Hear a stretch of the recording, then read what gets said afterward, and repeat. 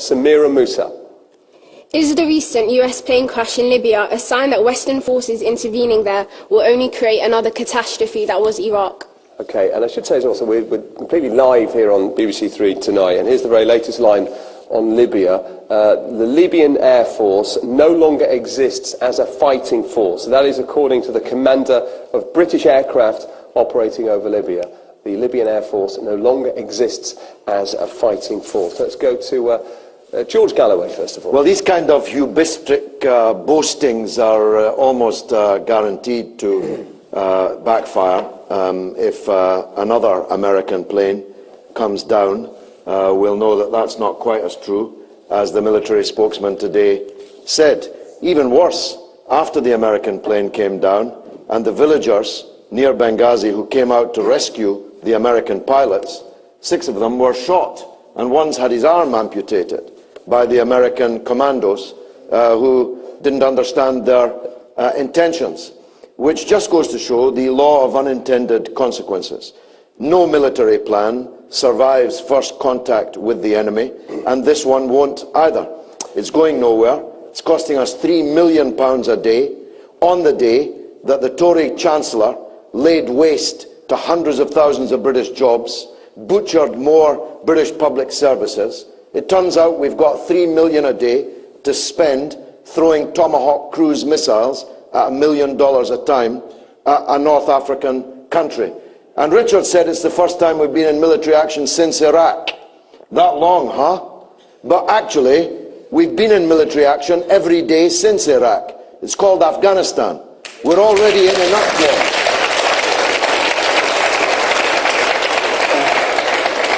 Obviously, I meant a new theatre of war. But you mentioned the 6 people that were shot. It is worth saying that the father of the boy who may have to have his leg amputated has said that he has forgiven the Americans because... Better him than me. I wouldn't forgive them if they shot my son's leg off, would you? No, but it's an important point. He wants them there.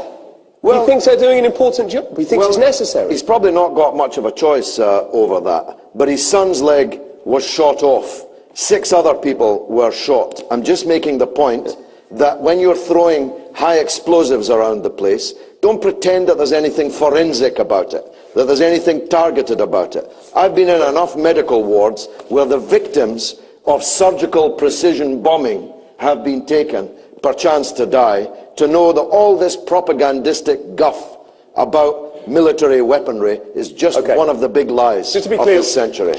George, we shouldn't be there at all. Not at all. We are the colonial power that used to govern in these places. We are the last people in the world who should be invading and bombing other people's It's an enormous international coalition. Just How enormous is it? Well, name names. Well, let me address that in a moment. An audience, I know you're keen to come in, and we will. George Galloway, just to be absolutely clear, you would have left the people of Benghazi to their fate. The tanks were on the outskirts of Benghazi. Gaddafi had said he would go house to house, door to door, and show these people no mercy, and you would have left them to die. Don't give me that. The same people, don't give you that. The same people that are bombing for human rights in Libya are killing people in Pakistan and Afghanistan on a daily basis. And you've just brought into your vast coalition Saudi Arabia, the Saudi Arabian Air Force, bombing for human rights when it's killing its own demonstrators and has just invaded Bahrain to kill theirs. So the answer to your hypocrisy. It's absolute hypocrisy. It's a perfectly valid point. It's absolute hypocrisy. Well, the answer is... Some people can be killed, other people have to be saved. I wonder what the difference is. It's got 3 letters. It begins with O, it ends in L, and the middle letter is I. So, therefore, the answer is yes, you would have left the people of Benghazi to their fate. I wouldn't have armed Gaddafi in the first place. When I was telling the BBC that Gaddafi was the same criminal today as he was last year and 10 years before, the BBC was singing off the same hymn sheet as Tony Blair and the Labour government ministers. This is a different point. It's not a different point. He wouldn't have his tanks if we hadn't sold them to him. He wouldn't have the training of his special forces if we hadn't trained them. Given that that happened, you have to accept that happened, and there we had an urgent situation where the tanks were on the outskirts of the town.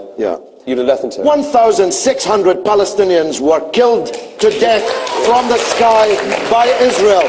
And you never asked for a no-fly zone once. And you never will ask for a no-fly zone once.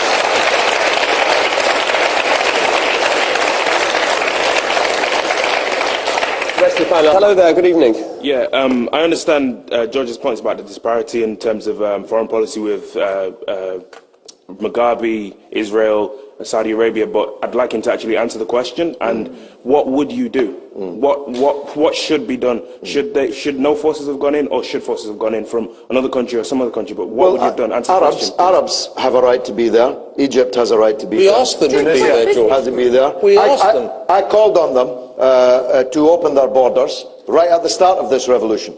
I'm a supporter of the Libyan revolution before David Cameron supported it. The difference is, I'm a supporter of all the Arab revolutions. He definitely isn't. Libya's oil is less than 2% of the world's oil supply. She obviously doesn't know the price of oil. If she can... Only 2%. Have you any idea what the value of 2% of the world's oil is? And it's not true to say that we would only send forces to help places that have oil, because you just need to look at somewhere like Sierra Leone, where we made a huge difference. Before we get George, quick point and go to the audience. Before we get starry-eyed about the Security Council, the most populous countries in the world did not vote for this resolution. And they didn't vote against it either. India, China, Russia, they gave Germany, it tacit approval. Turkey. They didn't vote against it. They gave it tacit approval. Germany, Turkey, China, Russia, and India are all against this. They did not vote against it. They have all been denouncing it in the days that followed. No, because that's not they true. did not believe that they were abstaining on something that involved the hurling of hundreds of cruise missiles at $1 million a time I need to go to the audience. at a broken back country. The Russian president and prime minister are actually at odds with each other, so they haven't completely denounced it. Let's just go to the audience. Gentleman in the middle there with the black hair. Hello. Many of the speakers point out how we as a country and nation have denounced, have encouraged these dictators and propped them up. We have perhaps sold them weapons, we have perhaps intervened in their countries in the past. And yet in the same breath they say that we should not intervene simply because it is perhaps too expensive, or perhaps we have no role in this.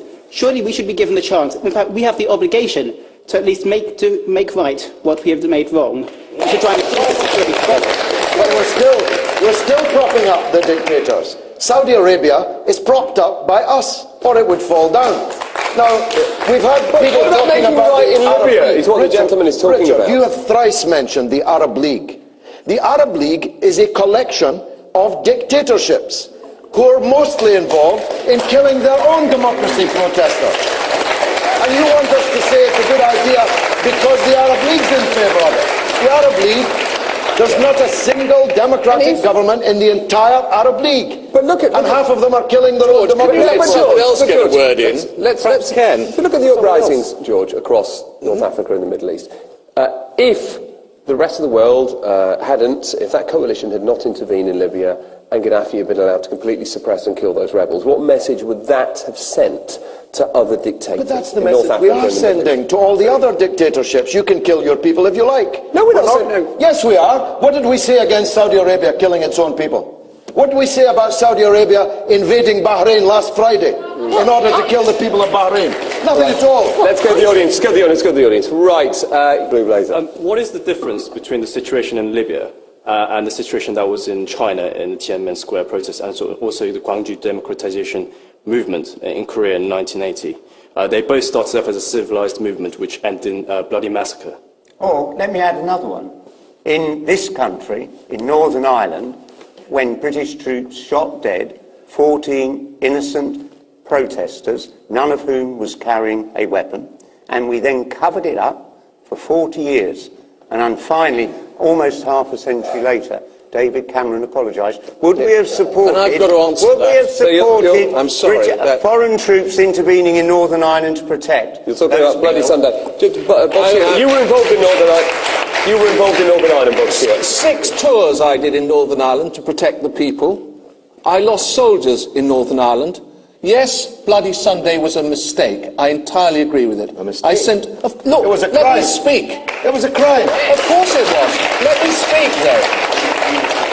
It took too long. I knew at the time I was on the streets that it was a crime. I accept that.